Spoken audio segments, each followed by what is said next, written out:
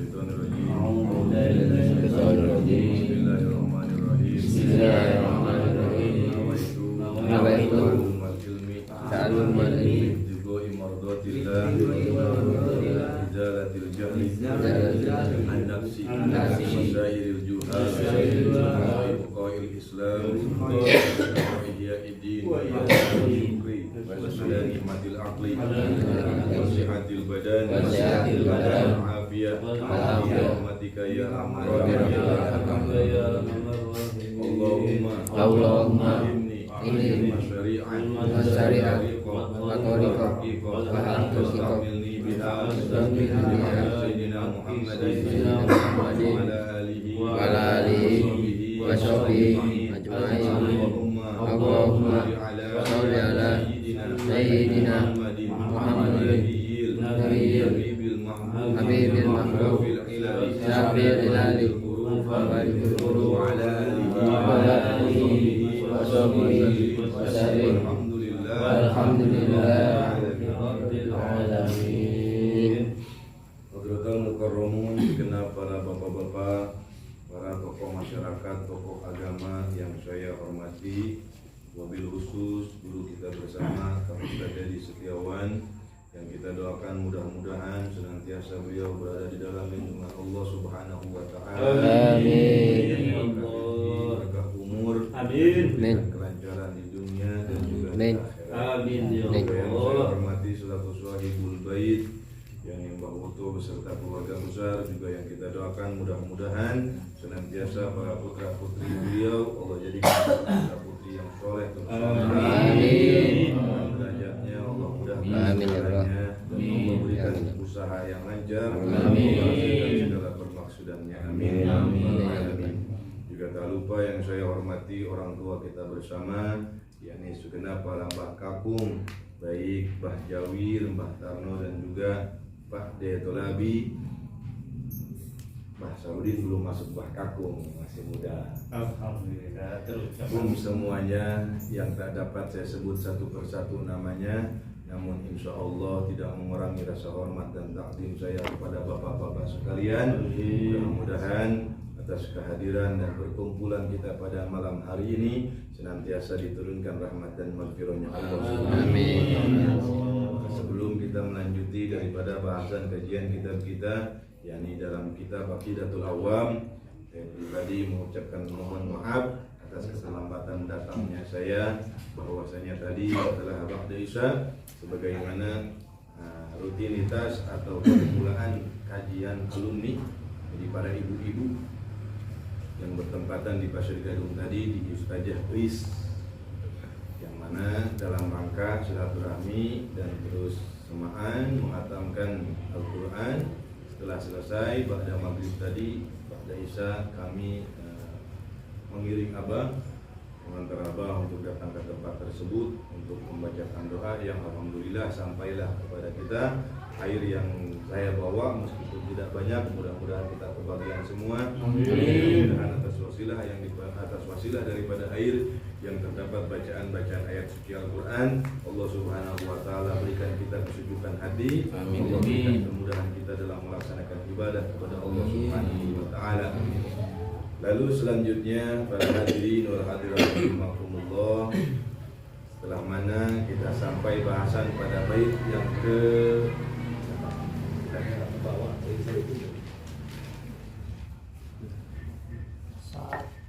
berapa itu Mbak? 2, 3, 4, 5, 6, 7, 8, 9, 10, 11, 15 ya? 15 ya? 17, 18, 23 ya? 23. Arba'atun min kutubin tafsiluha Tauratu Musa bil huda tanziluha Zaburu Dawud wa Injilu ala Isa wa Furqan ala ghairil mala. Maka sebelum kita melanjuti keterangan bait ini, maka kita tabarukan pada al-alim al-alamah, yakni Syekh Ahmad Al-Marzuki. Kita baca mulai dari bacaan bait pertama dengan kita baca bersama-sama. Bismillahirrahmanirrahim. Bismillahirrahmanirrahim. Abda'u bismillahi wa rahmani wa birrahimi da'i bilhisani falhamdulillahi qadimil awali al-akhiril maghribi la tahawuli summa salatu wassalamu sarmada ala nabi khairi man qad wahada wa alihi wa sahbihi wa man tabi sabila dinil haqqi khairan muhtadi wa ba'du fa'lam bi wujubil ma'rifat min wajibin lillahi hisrina sifat Allahu mawjudun qadimun baqi mukhalifun lil khalqi bil itlaqi wa qarimun ghani wa wahidun wahai qadir muridun alimun bi kulli syai sami'unil basir wal mutakallim lahu sifatun sa'atun tantazimu wa qudratun iradatun sam'un basar ayatun ilmu kalamun istamar wa jahidun bifadlihi wa alihi takun likulli mumkinin kafi'lihi arsala anbiya zawi fatona bisidri wa tablighi wal amana wajahidun fi haqqihim min aradi bi ghairi nafsin ka khafin bil maradi ismatuhum kasairil malaika wajibatun wa fadalul malaika wal mustahilu lidu kulli wajibi faqalti khalsina bi hukmin wajibi tafsilu khamsatin wa isrina lazim kulla mukallafin wa hafid waqtani adamun idrisu nuhun huduma salih wa ibrahimu kullun muttaba lutun wa ismailu ishaqun kada yaqubu yusufu wa ayyubun kada Su'aibu Harunu wa Musa wal Yasa Zulkifli Dawudu Sulaiman Taba Ilyasu Yunus Zakaria Yahya Isa wa Toha Khotamun Dahoya Alaihimus salatu wassalamu wa alihim madamatil ayyamu wal malakul ladzi bila abin wa hum la akmala surba wa la nawma lahum tafsilu asri minhum ilu mikalu israfilu israilu munkar nakirun wa raqibun wa kada Atidun malikun wa ridwanun kada Arba'atun min kutubin tafsiluha Tauratu Musa bil huda tanziluha Zaburu Dauda wa Injilu ala Isa wa Furqanu ala khairil mala Wa suhuful khalili wal kalimi Fiha kalamul hakamil alimi Wa kullu ma'ata bihi rasulu Fahamkuhu taslimu wal qabulu Imanu nabi yaumi akhirin wajab Wa kulli makana bihi minal ajab Khatimatun bidhikri laqil wajibi Mimma ala mukallafin min wajibi Nabiyuna Muhammadun qad ursila Lil alamina rahmatan wa fudila Abuhu Abdullahi Abdul Muttalib Wa Hasimun Abdul manafin yantasib wa ummuhu aminatu zuriyah arda'ahu halimatu sadiyah mauliduhu bimakkatal aminah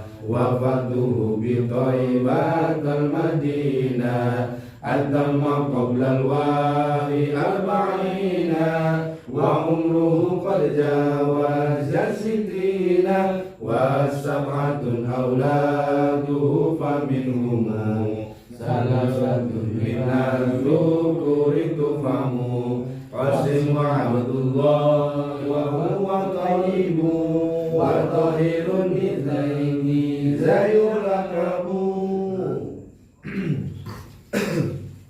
Alhamdulillah, para hadirin bapak-bapak yang dimuliakan oleh Allah Subhanahu wa taala. Setelah mana kita mengetahui dari sifat yang wajib yang berawal di bahasan kitab di sini mengenai sifat wajib yang ada pada zat Allah yang wajib kita ketahui dan juga wajib kita imani. Lalu yang selanjutnya di dalam keterangan kitab Aqaidul Awam yang menerangkan menjelaskan mengenai sifat-sifat pun juga wajib kita ketahui dan wajib kita imani yang berada di dalam sifatnya Kangjeng Rasul sallallahu alaihi wasallam. Arba'atun min kutubin tafsiluha Tauratu Musa bil huda tanziluha Zaburu Daud wa Injilu ala Isa wa Furqanu ala khairil malak. Lalu selanjutnya para hadirin jamaah yang dimuliakan Allah Subhanahu wa taala, sampailah kita kepada bahasan arba'atun min kutubin tafsiluha, bahwasanya Allah Subhanahu wa taala dari 1000 suhuf menurunkan 4 kitab yang terdiri daripada kitab Taurat, terus kitab Zabur, kitab Injil dan Al-Furqan atau kitab yang biasa kenal yakni kitab Al-Qur'an. Maka dari sini di dalam keterangan arba'atun min kutubin tafsiluha, utawi kang kaping 4 min kutubin saking pirang-pirang kitab tafsiluha utawi tafsir arba. Taurat Musa, pertama kitab Taurat yang diturunkan kepada Nabi Allah Musa alaihi salam. Zabur Daud, lalu kitab Zabur yang diturunkan kepada Kangjeng Nabi Daud alaihi salam. Wa Injilu ala, dan kitab Injil yang diturunkan kepada Nabi Isa alaihi salam. Lalu yang terakhir kitab Al-Qur'an yang menjadi mukjizat yang diturunkan kepada baginda Rasul Kangjeng Nabi besar Muhammad sallallahu alaihi wasallam. Mungkin ada di antara kita yang pernah melihat bahkan pernah membaca daripada sebahagian kitab yang 4 tadi. Baik keterangan itu yang diambil dari kitab Injil atau yang diambil dari kitab Taurat atau pula yang diambil dari kitab Zabur. Mungkin ada bahwasanya di dalam 3 kitab selain daripada kitab Al-Qur'an yang pada dasarnya murni daripada kitab tersebut ketika Allah Subhanahu wa taala mewahyukan kepada nabi-nabi yang keempat tadi, pada Nabi Isa, Nabi Musa, Nabi Daud dan Kangjeng Nabi besar Muhammad sallallahu alaihi wasallam, yang maknanya isinya adalah mengenai ketakwaan dan keimanan kepada Allah Subhanahu wa taala. Hingga dari mulai 3 kitab, dari mulai kitab Zabur, kitab Injil, kitab Taurat, di dalam makna sebagian kitab yang diperbolehkan dibaca oleh umat Islam yang memiliki hak murni, yang tidak ada revisi atau tidak terjadi perubahan-perubahan daripada keterangan tersebut. Tidak ada janji-janji baru atau tidak juga dikatakan janji lama, tidak juga dikatakan hukum baru atau tidak juga dikatakan hukum lama.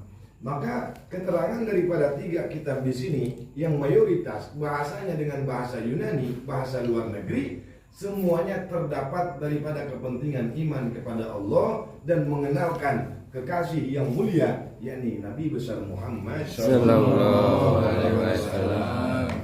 Akan tetapi saking luar biasanya kitab yang kita miliki, kitab yang kita imani yakni kitab Al-Qur'an yang diawali oleh surat Fatihah dengan bacaan ayat pertama Bismillahirrahmanirrahim. Ternyata dari kitab tadi, dari kitab Taurat, kitab Injil, kitab Zabur, terhimpun seluruh maknanya pada surat Fatihah.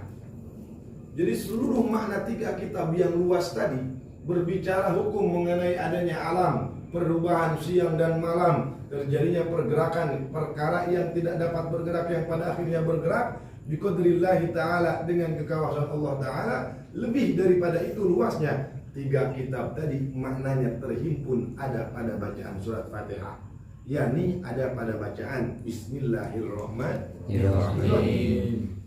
Kalau kita lihat setelah mana kita tahu kajian yang awal mengenai sifat-sifat yang wajib bagi Allah, wujud qidam baqa mukhalafatul lil hawadisi liyamu bi nafsi wa daniya qudrati rodan ilmu hayat sama basar kalam waliran muridan aliman hayyan sami'an basiran mutakaliman. Titik yang ada pada baknya Bismillahirrahmanirrahim ini menghimpun daripada sifat Allah Subhanahu wa ta'ala, yang isyarah pada titik 1 pada huruf ba, yakni adalah mengisyaratkan bahwa satunya Allah Subhanahu wa ta'ala,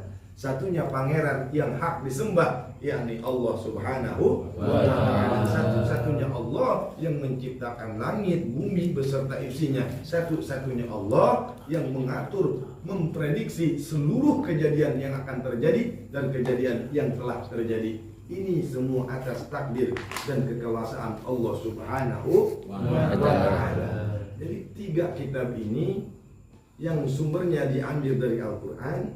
Al-Quran yang terdiri dari 6.666 ayat, 444 surat, maknanya menghimpun daripada bacaan Bismillahirrahmanirrahim. Kawan nyebut asmaning Allah Ar-Rahman al-Mun'im bijalailin ni'am kanikmatil wujud ba'dal adam Ar-Rahimi ay al-Mun'im bidaqaiqiha. Lawan nyebut asmaning Allah Ar-Rahman kang mapari nikmat agung ya Allah ing dalam dunia dan akhirat. Ay al-mun'im bi jalaili ni'am. Maksudnya Allah zat yang memberikan nikmat yang agung, kanikmatil wujud ba'dal adam. Seperti nikmat belum ada, ketika nikmat itu ada maka terasa. Nikmatil wujud ba'dal adam, eueuh aya sagesna eueuh, kalau bahasa Sunda begitu. Ada setelahnya tiada. Tahun 40 kita belum lahir. Mungkin ada di sini yang udah lahir. Ada belum? Belum. Tahun 60 kalau saya belum lahir, tapi ada kira-kira yang udah lahir. Baca kanikmatil wujud ba'dal adam. Ini nikmat yang agung yang Allah berikan di alam dunia dan juga nanti Allah berikan di akhirat untuk wong Islam. Pokoknya orang Islam yang beriman kepada Allah Subhanahu wa ta'ala. Jangankan terpikir dari hati nurani kita, masa nikmat ada setelah tiada itu nikmat. Tahun 40 saya belum tahu rasanya makan jeruk bagaimana. Tahun 80 juga saya belum tahu rasanya minum kopi bagaimana. Tapi ketika saya lahir ke alam dunia, nggak disebutin tahunnya ya. Saya paling muda. Saya lah yang paling muda. Saya paling muda di sini, tapi tampang paling tua. Yang paling muda Mbak Woto dulu, itu aja. Nah ini tahun 90 saya belum ngerasain nikmatnya kopi, tapi ketika tahun 2001-2002 akhirnya saya dapat menikmati apa itu rasanya kopi. Maka ini bisa kita katakan nih nikmat. Jangankan berbicara nikmatil wujud ba'dal adam. Nikmat ada setelah tiada. Coba tanya kepada orang tua, proses ketika pengadaan seorang anak nikmat Pak orang? Nikmat. Nikmat. Ini termasuk nikmatil wujud ba'dal adam. Ar-Rahman ay al-mun'im bi jalailin ni'am. Allah Subhanahu wa taala memberikan nikmat untuk wong iman untuk kaum Islam di dunia dan juga di akhirat. Ar-Rahimi bagi Allah kang mapari nikmat cilik ing dalam akhirat kelak. Nah, di sini kalau kita melihat daripada makna, tidak terdapat makna di dunia dan di akhirat. Di akhirat, akan tetapi yang kita dengar, yang kita tahu bahwasanya Ar-Rahimi, Allah memberikan nikmat cilik, nikmat kecil hanya di akhirat. Ini maksudnya bagaimana? Maka ketika Ar-Rahman dengan sifat welasnya Allah memberikan rezeki, memberikan anugerah kepada setiap hambanya yang iman kepada Allah, iman kepada baginda Rasulullah, iman terhadap hari akhir, dan melalui rukun-rukun iman yang 6, maka di alam dunia Allah berikan kenikmatan, dan kenikmatan tersebut Allah simpan nanti di akhirat, Allah jadikan pahala. Ini saking luar biasanya wong iman.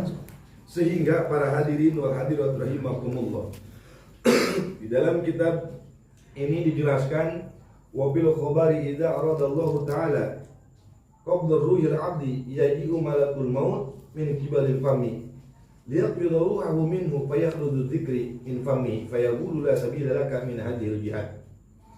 Ketika orang itu beriman kepada Allah, iman kepada Rasulullah, mengenai kewajiban-kewajiban yang sudah Allah perintahkan yang kita laksanakan, banyak lagi sunnah-sunnah yang kita kerjakan, diantaranya membahagiakan saudara, membahagiakan istri, membahagiakan orang tua, dan ajaran-ajaran baginda Rasulullah yang lain. Maka ketika para ulama, para kiai, para orang-orang soleh menjelaskan tentang betapa sakitnya dicabut nyawa, ini berbicara keistimewaan orang beriman.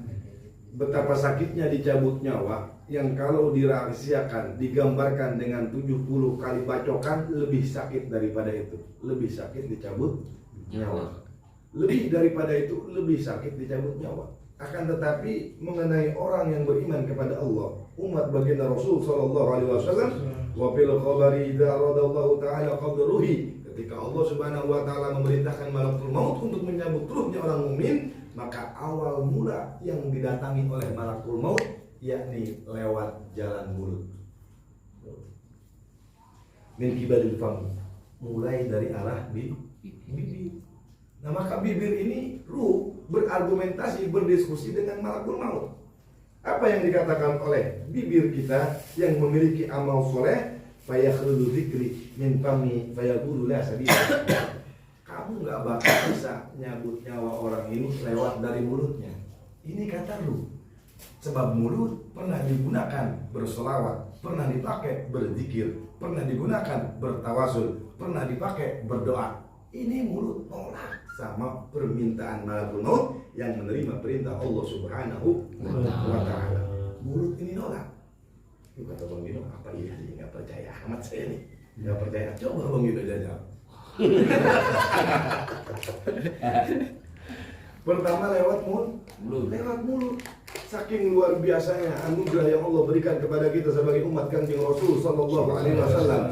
Manakala dalam satu perkumpulan yang dibacakan sholawat, dibacakan tahlil, dibacakan Fatihah, bahkan kita punya guru yang kita kaji bacaan surat-surat yang ada pada Al-Qur'an, ini merupakan amalan soleh yang nantinya tercatat yang ada pada mulut. Maka mulut ini hak untuk menolak daripada permintaan malakul maut atas perintah Allah Subhanahu wa taala, yakni memisahkan ruh dari jasad. La sabila laka min hadhil jihad fatala ma'ajrul lisani fi dzikri rabbi fayaridu malakul maut ila Allah taala. Balik lagi malakul maut kepada Allah Subhanahu wa taala. Fayaqulu ya rabbi abduka qala kaza wa kaza. Ini malakul maut datang ke mulut enggak bisa, pulang lagi kepada Allah, ngomong, ya Rob, hambamu yang telah tadi diperintahkan olehmu kepadaku untuk dicabut ruhnya tidak mau, kada wa kada, berbicara bahwa lisannya, mulutnya pernah dipakai zikir kepadamu. Dari sini wa yaqulullahu ta'ala ikbid min jihati ukhra wa yaji'u min qibali yadi. Nah, maka ketika ruh datang kembali kepada Allah, Allah merintahkan cabut orang itu mulai dari arah tangan. Cabut. Datang malakul maut ke seorang hamba yang iman kepada Allah, mau nyabut ruh mulai dari telapak tangan.